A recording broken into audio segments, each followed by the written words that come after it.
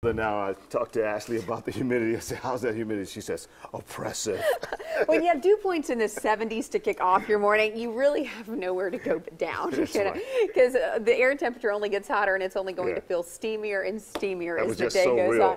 Oppressive. Yeah, well, I guess this is the silver lining of our days like today, as temperatures are right now in the 70s. Let me go ahead and break it down for you hour by hour, though. Here's a look at your hour by hour forecast where temperatures this morning are going to hold in the upper 70s till around 8 a.m.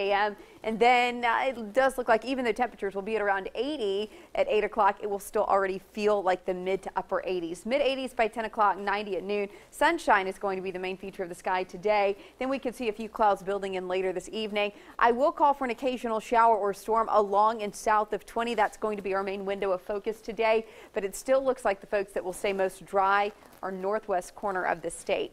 Coleman, you're sitting at 74 this morning. Good morning, Pell City. You're waking up to 72. Same story in Gadsden. Talladega, how about 72 to kick off your Tuesday morning? Sunny and bright across the Birmingham Metro. This is a beautiful start to the day. And if you look closely, kind of down in the valleys, we can see a little bit of a haze there. That's some fog.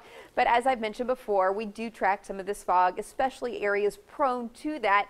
Whenever you have your air temperature at 74 and your dew point at 72, these two numbers, the closer they are, the more saturated the air is and the more opportunity there is to get fog. All fog is a lowering of a cloud. That's why we're seeing sunshine up above some of that fog. But once that fog erodes away, that sunshine is going to be beaming down and heating things up. It stays dry for now, but let me point out there's considerable amount of moisture around the coastline. If you do have plans taking you beach bound, you may be running into a few showers today. A lot of that moisture is going to lift through the north. I'll go ahead and break that down for you in your future cast. Between now and 10 a.m., cloud cover is going to be the first thing to take note of, anywhere from Greensboro all the way to Alexander City. That lifts to the north, and then we'll see a mixed sky throughout the afternoon. Notice what happens between about 2 and 4. A line of showers and thunderstorms develops anywhere from Alabaster to Talladega over to Lake Martin. This continues to pull off to the north, so Pell City, Anniston, you'll be impacted from about 4 to 6 p.m. But after 6 o'clock, these will become much more isolated in nature. Notice again, West Alabama. Temperatures there will be some of our hotter ones today, and there will be much more limited coverage of rainfall west of 65. But east of 65, we could hear a few rumbles of thunder and have some moments of heavier rainfall.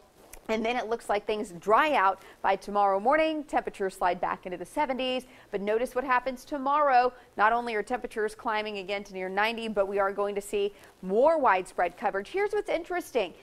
The rain chances really start going up tomorrow, and although I'm forecasting highs in the lower 90s, notice Thursday, 89 degrees.